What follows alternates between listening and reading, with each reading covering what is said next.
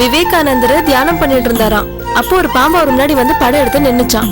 சுத்தி இருந்தவங்க எல்லாம் பயந்து ஓடிட்டாங்களா, ஆனா அவர் மட்டும் தியானம் பண்ணிட்டு இருந்தாராம். அப்படி நான் படிச்சிருக்கேன். ஆனா நீங்க விவேகானந்தருக்கும் ஒரு படி மேல போயிட்டீங்க.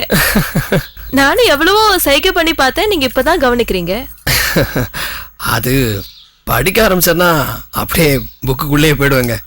சின்ன வயசுல இருந்து அப்படி ஒரு பழக்கம். என்ன விஷயங்க சொல்லுங்க. ஒன்னும் இல்ல, 2 சந்தோஷமான விஷயம் இருக்கு. 2 சந்தோஷமான விஷயங்களா? என்ன?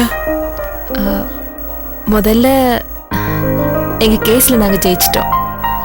அப்படிங்களா? ரொம்ப சந்தோஷங்க. அப்புறமா எல்லா மனஸ்தாபமும் போய் எங்க அப்பா கூட நாங்க ஒண்ணு சேர்ந்துட்டோம். என்னங்க சொல்றீங்க? ஐயோ, எவ்வளவு பெரிய மிராக்கிள் நடந்திருக்கு. அப்போ கைய கொடுங்க முதல்ல. காட், அப்போ உங்களுக்கு இருந்த பிரச்சனை எல்லாம் போயிடுச்சு. இனிமே வாழ்க்கை உங்களுக்கு ரொம்ப பிளசண்டா இருக்கும். ரொம்ப சந்தோஷங்க. அப்போ இனிமே நீங்க பழையபடி மகாராணி மாதிரி வாழ போறீங்க. எப்பவும் நீங்க சந்தோஷமா இருப்பீங்க, சிரிச்சுட்டே இருப்பீங்க. உங்க வாழ்க்கையில இனிமே சோகங்களே கிடையாது இல்லைங்க? ஐயோ, எனக்கு எப்படி சந்தோஷத்தை வெளில சொல்றது.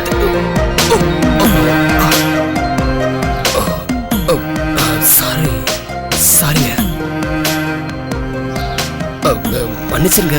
இது எக்ஸைட் ஆனதுனால தெரியாம கை பிடிச்சு நானு மன்னிச்சிருங்க. நான் ஒரு